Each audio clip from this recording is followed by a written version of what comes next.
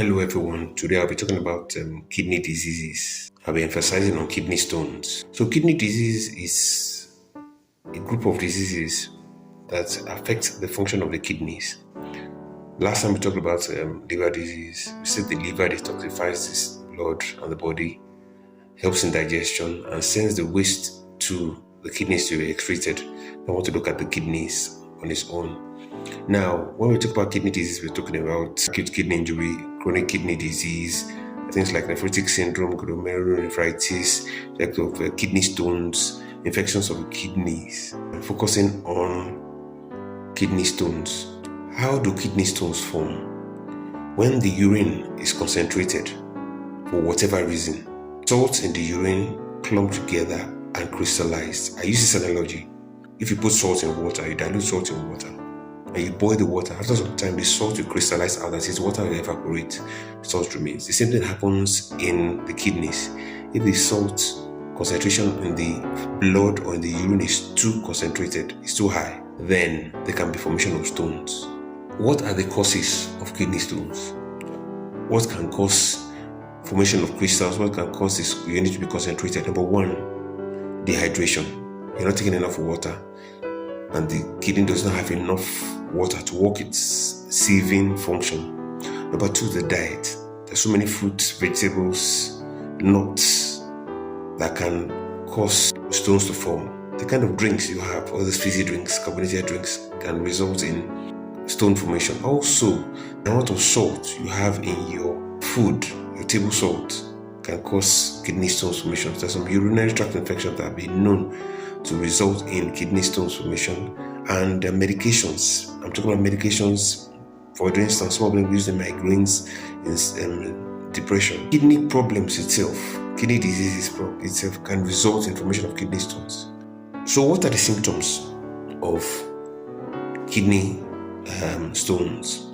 Number one is that you may not have any symptom at all, you may not notice, depends on the size, but there may be sharp pain, maybe on one side or on both sides, and the sharp pain kind of radiates down to the groin. This pain is wave-like, painful urination. That is, you feel pain when you pass your urine. There may be some blood in the urine. The urine itself may change color from normal clear, colorless urine to brown, pink, cloudy, or you may actually see crystals in the urine.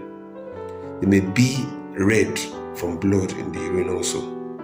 This will let you know that there's something wrong and probably kidney stones are forming.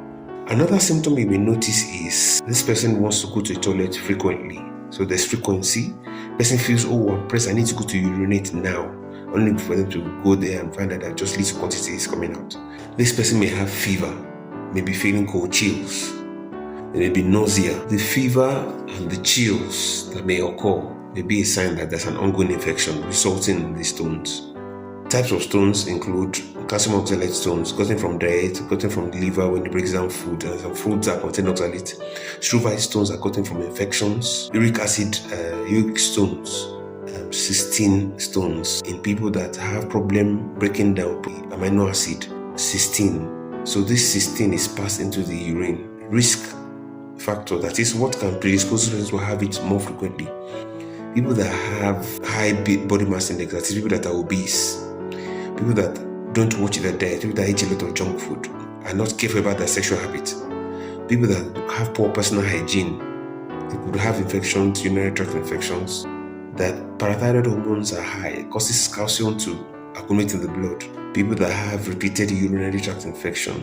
There's some kidney disease, like I mentioned, like renal tubular acidosis. Excessive use of supplements, excessive intake of vitamin C. Yes, vitamin C, yes, vitamin C.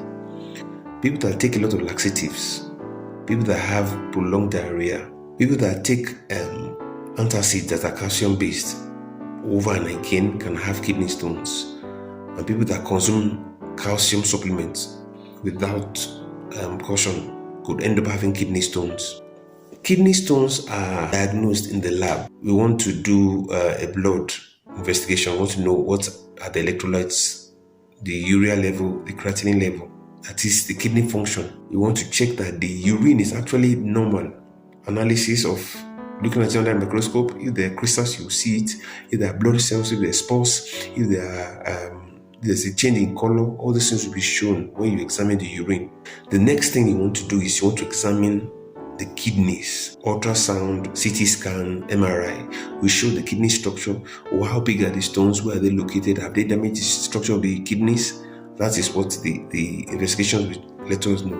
And also we do a biopsy, because depending on the kind of disease affecting the kidney, a sample of kidney may be needed to see, okay, is the kidney function at the tiniest level affected, or the structure affected. The treatment depends on the size.